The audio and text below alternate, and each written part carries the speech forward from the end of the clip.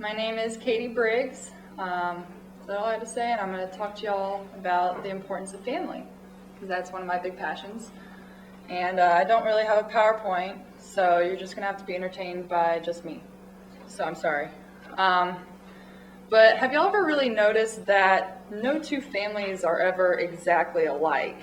Like, you know, you can have two best friends that you get along with perfectly, and then you look at their families, and it's just two completely different dynamics. You never know what their dad's going to be like or what their mom's going to be like. They have brothers and sisters, but two people can be similar, but their families can be so different. Like, you can never look at a mother-daughter relationship, two of them, and compare them really, because there's just a different upbringing, different experiences that they've had that affect that relationship. Like my family, for instance, we have this weirdness about us, just the way that we interact with each other when we, say goodbye, or when we're just sitting at the dinner table, which we never did. We just sat at the couch and watched TV. But just the way that we interact with each other, it's different than my best friends. But one thing I've noticed, despite all the different family dynamics out there, whether it's that strict, serious family or the one where everything's, a joke and you laugh at everything, there's those healthy families that just get along the best. They always end up with the same kind of traits. And the first one is being forgiving. Because families are those unconditional people that they love you despite the fact that you're you and you annoy them at every turn. For instance, my sister drives me crazy. I've already told you that she looks nothing like me, and the similarities do not exist, it seems. I'm athletic, she's artsy and sings, and I'm science and math, she's English and journalism kind of thing. And we don't get along personality-wise either. I want to strangle her most of the time, and she the same for me probably. But despite all that, I would have her back in an instant. I forgive her for all the faults that I see, and she the same for me, just because she's my only sister. She's my family. I've grown up with her for the past 22 years. And I know when push comes to shove that we'll have each other's backs. And same goes for my grandma. Bless her heart, but she's just sometimes not a very nice person. She's one of those backhanded compliment kind of people, or just a straight up insult. Like she said to my sister, "Lindsay, looks like you've put on a little bit of weight." Okay, first of all, don't ever say that to a woman. Never say that to a girl. Or she'll also say, "Oh, you look so nice today." Like, did I not look nice yesterday? Like, I did my hair yesterday too. I mean, she's a grandma though. She's getting older. And you know she means well, so you forgive her. And you love her, because she's your grandma. You wouldn't be here without her. Another thing that I think all families end up being is interesting. Like I said about my family, we have that weirdness. We have that one thing about us that makes us unique.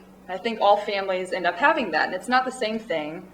It could be a same weirdness, but it's not the same kind of weirdness.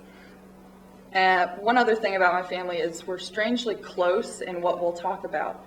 There's nothing that's really taboo, which is sometimes weird for that person that comes over for dinner and they see what we're talking about. Like, you talk about that with your parents? Like, that time you got drunk in high school? I'm like, I mean, yeah. Like, I had an old boyfriend come over for dinner with my mom and my sister.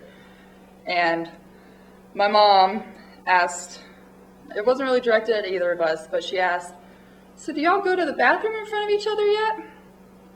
It's like, Mom, like, his parents are the straight-laced, like, dressed like the grandparents kind of parents. So he just, sat there like, what do I say to that? And so I had to swoop in there and save him. But everyone has those family quirks. But it's what makes my family who they are, and that's why we get along so well. The next thing families, I think, is real. I've been told that I'm never more myself than when I'm around my family. I'm never more comfortable.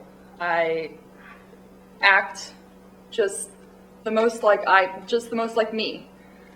Because we don't have any inhibitions when we're around our family, because they're not sitting there judging us like, a stranger necessarily would, or even, sometimes friends or teammates that kind of judge you a little bit. But family, they already know everything that's wrong with you, so they're not judging you.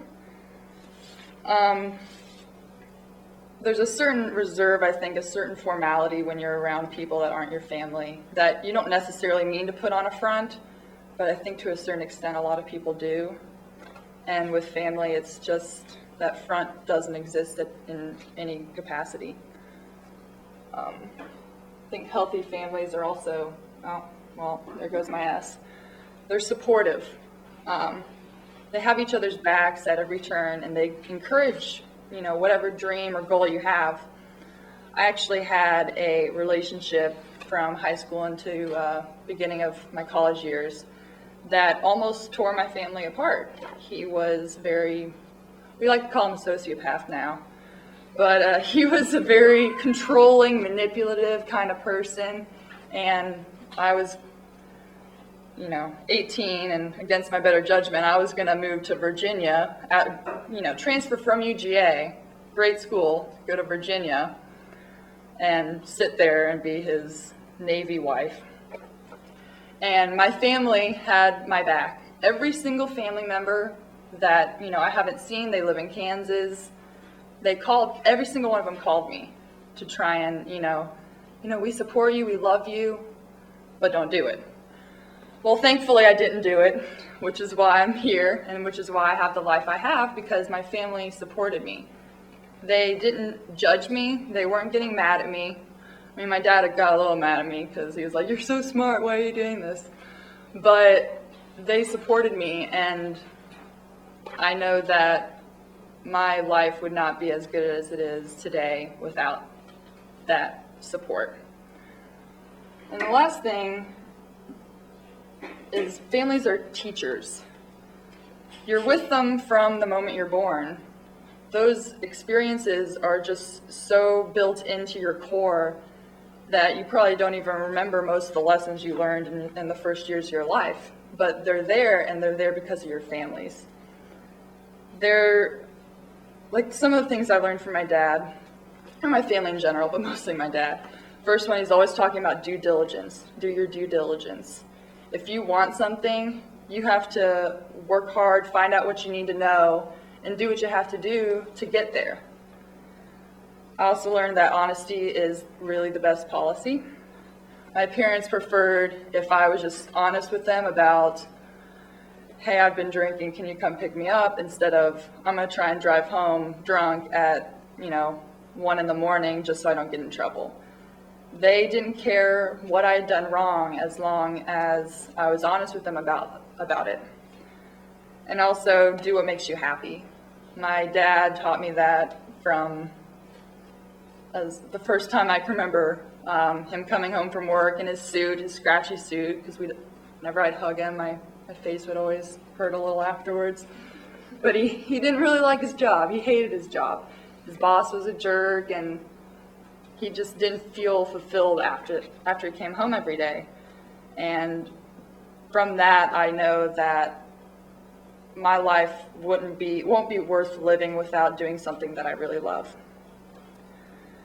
So overall, there's really no mold for the perfect family. There's no guarantee that everyone in a family will get along all the time.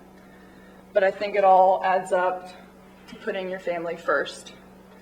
As long as we put your family first by forgiving, keeping it interesting, being real, supporting each other, and teaching each other, I think we'll all manage to survive our families. Thank you.